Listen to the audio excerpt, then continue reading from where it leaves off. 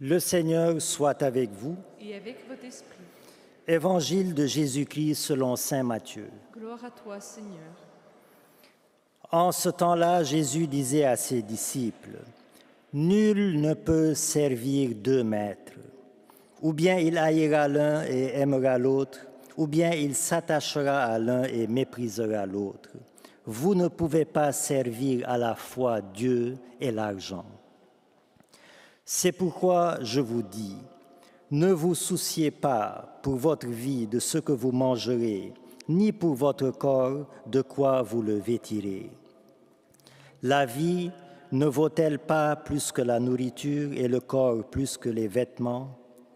Regardez les oiseaux du ciel. Ils ne font ni semaille ni moisson, ils n'amassent pas dans des greniers, et votre Père céleste les nourrit. Vous-même, ne valez-vous pas beaucoup plus qu'eux? Qui d'entre vous, en se faisant du souci, peut ajouter une coudée à la longueur de sa vie? Et au sujet des vêtements, pourquoi se faire tant de soucis? Observez comment poussent les lys des champs. Ils ne travaillent pas, ils ne filent pas. Or, je vous le dis, Salomon lui-même, dans toute sa gloire, n'était pas habillé comme l'un d'entre eux. Si Dieu donne un tel vêtement à l'herbe des champs, qui est là aujourd'hui et qui demain sera jeté au feu, ne fera-t-il pas bien davantage pour vous, hommes de peu de foi? Ne vous faites donc pas tant de soucis. Ne dites pas « qu'allons-nous manger » ou bien « qu'allons-nous boire » ou encore « avec quoi nous habiller ». Tout cela, les païens le recherchent. Mais votre Père céleste sait que vous en avez besoin. Cherchez d'abord le royaume de Dieu et sa justice, et tout cela vous sera donné par surcroît. Ne vous faites pas tant de soucis pour demain. Demain aura souci de lui-même. À chaque jour suffit sa peine. Acclamons la parole de Dieu. Louange à toi, Seigneur Jésus.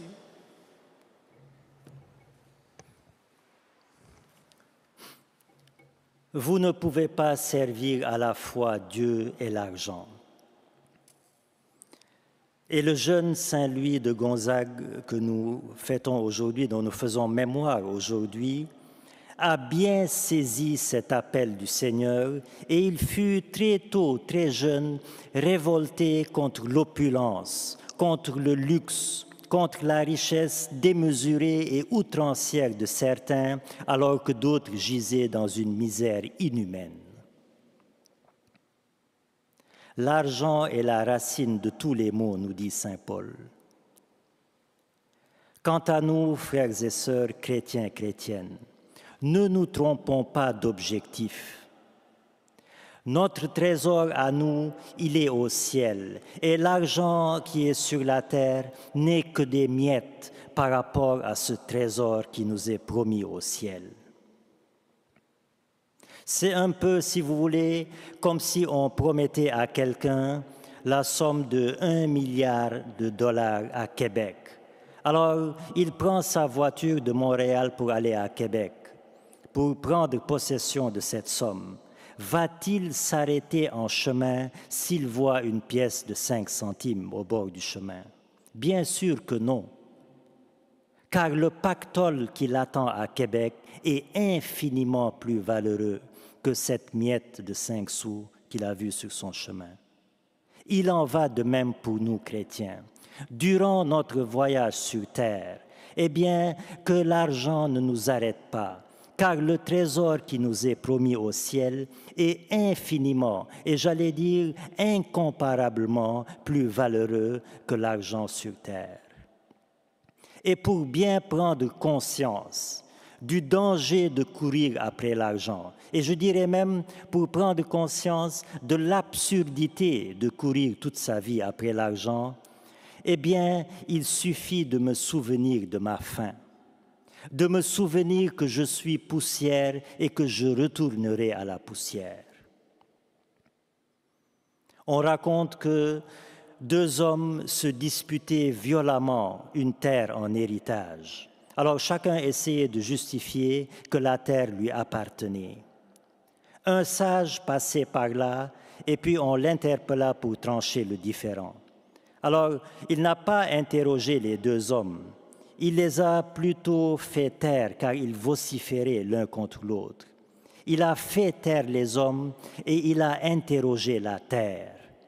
Il lui a dit, « Terre, à qui d'entre ces deux hommes appartiens-tu » Et la terre lui a répondu, « Je n'appartiens ni à l'un ni à l'autre. C'est plutôt eux qui m'appartiennent et ils me reviendront bientôt car ils sont poussière et ils retourneront à la poussière. » Frères et sœurs, la mort se moque de notre argent et le linceul de la mort ne comporte pas de poche pour emporter l'argent outre-tombe. Alors, vanité que de courir toute sa vie après l'argent. Et Jésus, dans les évangiles, n'a pas manifesté de répulsion particulière contre l'argent, mais il n'a pas fait non plus son éloge. Il a plutôt mis en garde de ne pas laisser l'argent occuper dans le cœur humain la place que Dieu lui-même devrait occuper. Alors, quelle est la place de l'argent dans ta vie concrètement? Est-il le moteur de ta vie? Est-il sujet de disputes en famille? Est-il objet d'orgueil et de jalousie envers mes amis? Est-il le directeur de mon esprit et de mon cœur? Là où est ton trésor, là aussi sera ton cœur, nous dit Jésus. Alors, frères et sœurs, que notre trésor soit placé non pas dans la banque, mais dans le ciel. Car au dernier jour, l'argent sera muet, et ce sont nos œuvres qui parleront. Alors que notre argent serve plutôt aux bonnes œuvres, comme l'a dit Jésus lui-même. Faites-vous des amis avec l'argent, afin que, lorsqu'il n'existera plus, ces amis vous reçoivent dans les demeures éternelles. Amen.